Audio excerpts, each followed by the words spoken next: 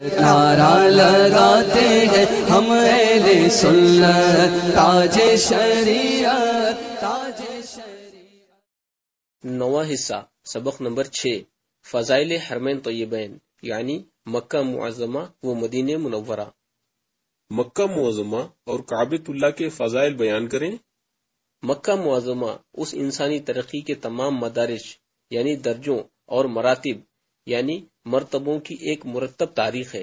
وہ حضرت ابراہیم خلیل اللہ علیہ السلام کی عہد میں ایک خاص خاندان کا تبلیغی مرکز بنا، پھر حضرت اسماعیل علیہ السلام کے زمانے میں وہ چند خیموں اور جھونپڑیوں کی مختصر سی آبادی میں ظاہر ہوا، پھر رفتہ رفتہ اس نے عرب کے مذہبی شہر کی جگہ حاصل کر لی، اور پھر محمد رسول اللہ صلی اللہ تعالی علیہ وسلم کی آمد کے بعد وہ اسلامی دنیا کا مرکز قرار پایا۔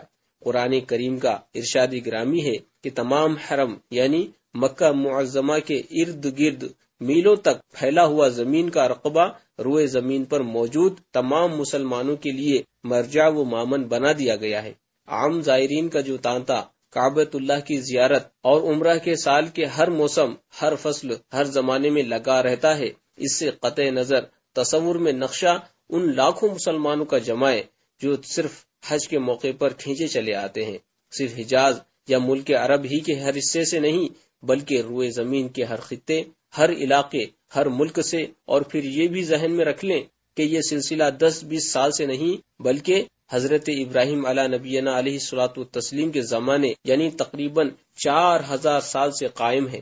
اور حرم کعبہ کا مامن اور اس کا ہر فتنہ و شر سے معمون ہونا، اور اس سے ظاہر ہے کہ صرف عمارت کعبہ یا مسجد حرام ہی نہیں بلکہ ارد گرد کی ساری زمین داخل حرم ہے، جہاں انسان کی جان لینا الگ رہا، جانور تک کا شکار جائز نہیں۔ اور یہ حکم تو خیر شریعت اسلامی کا ہے۔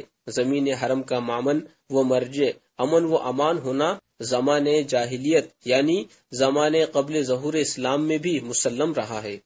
بڑے بڑے مجرم مشرکوں کے دور حکومت میں بھی جرم کر کے خانہ کعبہ کی دیواروں کے درمیان آ کر پناہ پا جاتے تھے۔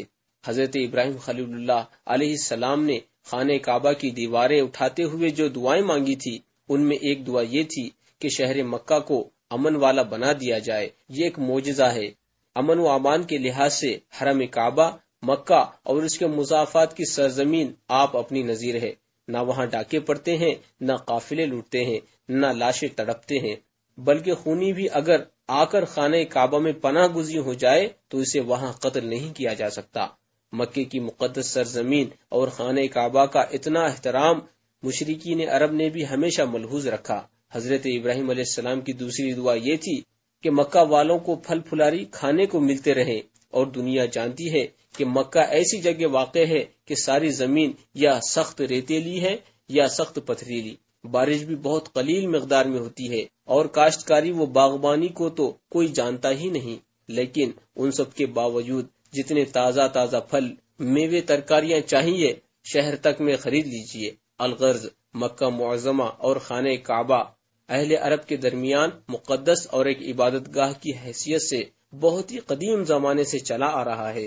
اس کی اولین تعمیر حضرت آدم علیہ السلام نے کی تھی، اور اس کے منہدم ہو جانے کے بعد از سر نو تعمیر حضرت ابراہیم و حضرت اسماعیل علیہ السلام نے قرآن کریم نے خانہ کعبہ کو سب سے پہلا معبد یعنی عبادت گاہ بتایا، اور اس سے یہ بات بھی معلوم ہو گئی کہ کعبہ بیت المقدس سے بھی قدیم تر ہے، بلکہ مکہ ہی کا دوسرا نام ہے، اور یہی وہ مقام ہے جس میں مادی و روحانی، دنیاوی اور دینی برکتیں جمع کر دی گئی ہیں۔ اس پاک شہر اور پاک گھر کی دائمی عظمت و تقدس اور برتری کا اعلان قرآن کریم میں اور احادیث شریفہ میں جگہ جگہ اور مختلف عنوانات سے کیا گیا ہے۔ رسول اللہ صلی اللہ تعالی علیہ وسلم کا ارشاد گرامی ہے کہ یہ امت ہمیشہ خیر کے ساتھ رہے گی جب تک اس حرم مکہ کی حرمت کی پوری تعظیم کرتی رہے گی، اور جب لوگ اسے ضائع کر دیں گے ہلاک ہو جائیں گے۔ یہی وہ شہر ہے جسے رحمت للعالمین صلی اللہ تعالی علیہ وسلم کا وطن اور آپ کی ولادت گاہ ہونے کا شرف حاصل ہے۔ یہیں سے اسلام کی آواز بلند ہوئی، اور یہی اسلامی تعلیمات کا پہلا مرکز ہے۔ یہی آیت بینات کی تجلیاں اہل اسلام کے سینوں کو منور و مجلہ بناتی ہیں۔ یہی وہ مبارک شہر ہے کہ جب ایک پرقوت مسیحی سلطنت کے گورنر ابرہا نے، جو یمن کا حاکم تھا، حجاز مکہ بلکہ خود خانہ کعبہ پر چڑھائی کر دی اور اپنی پوری قوت کے ساتھ مکہ معظمہ پر فوج کشی کی، تو بجائے خانہ کعبہ کے برباد کرنے کے خود ہی ماں اپنے لشکر کے برباد ہو گیا اور اس کا بنا بنایا کھیل بگڑ گیا۔ ہوا یہ کہ یک بیک سمندر کی طرف سے پرندوں کا ایک ٹڈی دل نظر آیا، جن کے پنجوں اور چونچوں میں کنکریاں تھی۔ جن سپاہیوں پر وہ کنکریاں پڑتی ان کا بدن پھوڑ کر باہر نکل آتی اور فوراً ہی اعضا گلنے اور سڑنے لگتے تھے۔ نتیجہ یہ نکلا کہ تھوڑی دیر میں سارا لشکر زیر و زبر ہو گیا۔ ابرہا یہ ماجرا دیکھ کر پریشان ہو کر بھاگا اور یمن پہنچتے ہی دنیا سے سدھار گیا۔ کہتے ہیں کہ ابرہا نے فوج کو حکم دیا کہ وہ مکہ کی جانب بڑھے۔ اس کی فوج میں ہاتھی بھی تھے، جو عرب میں بالکل ایک نئی چیز تھے، جیسے کہ آج کل کی جنگ میں آتشیں ازد ہیں، یعنی ٹینک وغیرہ۔ تو ہاتھیوں کی قطار میں سب سے پہلے اس ہاتھی نے آگے بڑھنے سے انکار کر دیا جس پر خود ابرہا سوار تھا۔ فیل بان اگرچہ اس کو زور زور سے مارتا اور زبانی ڈپٹ دکھاتا، مگر وہ کسی طرح آگے بڑھنے کا نام نہ لیتا تھا، لیکن جب اسے یمن کی جانب چلاتے تو وہ تیزی کے ساتھ چلنے لگتا تھا۔ اسی حالت میں لشکر کو پرندوں نے آ گھیرا اور تباہ کر دیا۔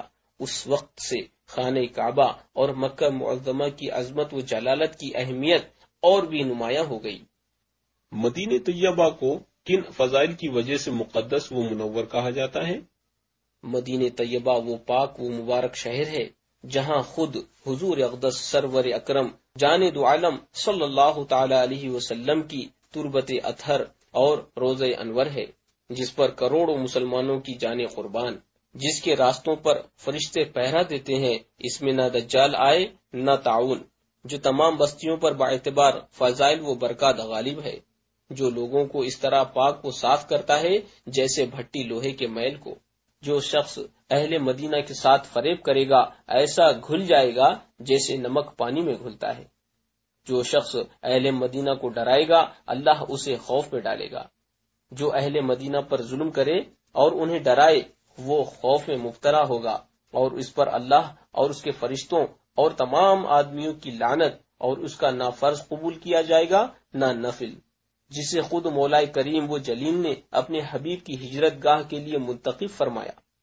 جو مدینے کی تکلیف و مشقت پر ثابت قدم رہے گا حضور روز قیامت اس کی شفاعت فرمائیں گے۔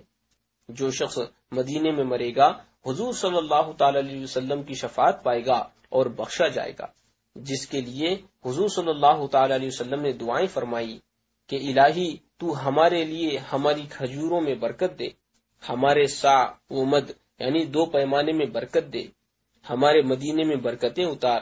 یا اللہ، بے شک ابراہیم تیرے بندے، تیرے خلیل اور تیرے نبی ہیں، اور بے شک میں تیرا بندہ اور تیرا نبی ہوں۔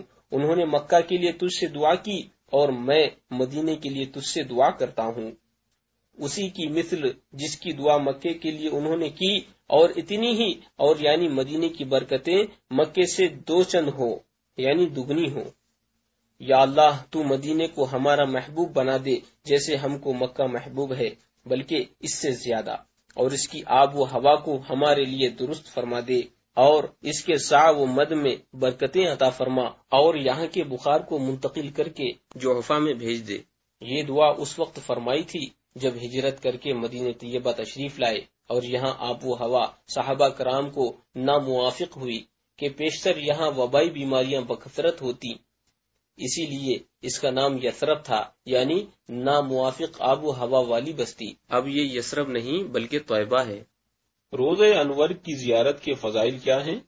یہی فضیلت کیا کم ہے کہ مولا قدوس جل جلالہ نے تمہیں اس پاک شہر میں پہنچا کر اپنے محبوب صلی اللہ تعالی علیہ وسلم کا مہمان بنایا، اور دنیا و آخرت میں تمہاری کامرانی و بخشش و نجات و شفاعت کا مژدہ اپنے حبیب کی زبان وحی ترجمان سے سنایا۔ ارشاد فرماتے ہیں صلی اللہ تعالی علیہ وسلم، جو میری قبر کی زیارت کرے اس کے لیے میری شفاعت واجب ہے۔ نیز صلی اللہ تعالی علیہ وسلم فرماتے ہیں، جس نے حج کیا اور میری وفات کے بعد میری قبر کی زیارت کی تو ایسا ہے جیسے میری حیات میں زیارت سے مشرف ہوا۔ ایک اور حدیث شریف میں ہے کہ رسول اللہ صلی اللہ تعالی علیہ وسلم نے فرمایا، جس نے میری وفات کے بعد میری زیارت کی تو گویا اس نے میری زندگی میں میری زیارت کی، اور جو حرمین میں مرے گا قیامت کے دن امن والوں میں اٹھے گا۔ ایسی عظیم بشارتوں کو سن کر بھی جس کا دل نہ پسیجے اور آستانے پر حاضری نہ دے تو ظاہر ہے کہ بڑی بد نصیبی وہ محرومی کی راہ چلا۔ ایسو ہی کے بارے میں فرمایا، جس نے حج کیا اور میری زیارت نہ کی اس نے مجھ پر جفا کی۔ خود قرآن عظیم قیامت تک مسلمانوں کو اس زیارت کی طرف بلاتا اور انہیں ترغیب دیتا ہے۔ اعوذ باللہ من الشیطان الرجیم، بسم اللہ الرحمن الرحیم، وَلَوْ أَنَّهُمْ إِذْ ظَلَمُوا، ترجمہ کنز الایمان، یعنی اگر ایسا ہو کہ وہ جب اپنی جانوں پر ظلم کر بیٹھے، یعنی گناہ و جرم کریں، تیری بارگاہ بے کس پناہ میں اے محبوب حاضر ہوں، پھر خدا سے مغفرت مانگے اور رسول ان کے لیے مغفرت چاہیں، تو بے شک اللہ عز و جل کو توبہ قبول کرنے والا مہربان پائیں۔ علماء اکرام فرماتے ہیں کہ یہ آیت حضور اقدس صلی اللہ تعالی علیہ وسلم کے حال حیات اور حال وفات دونوں کو شامل ہے، اور مزار پر انور پر حاضری قریب بواجب ہے۔ امام قاضی ایاز نے شفا شریف میں فرمایا کہ قبر اقدس حضور والا صلی اللہ تعالی علیہ وسلم کی طرف سفر کر کے جانا واجب ہے۔ زیارت قبر شریف میں نبی صلی اللہ تعالی علیہ وسلم کی تعظیم ہے، اور نبی صلی اللہ تعالی علیہ وسلم کی تعظیم واجب۔ اس لیے امام قسطلانی فرماتے ہیں، جو باوجود قدرت زیارت مزار اقدس ترک کر دے اس نے حضور صلی اللہ تعالی علیہ وسلم پر جفا کی، جیسا کہ ابھی حدیث شریف گزری۔ بہت لوگ طرح طرح سے بہکاتے ہیں، خبردار کسی کی نہ سنو اور ہرگز محرومی کا داغ لے کر نہ پلٹو۔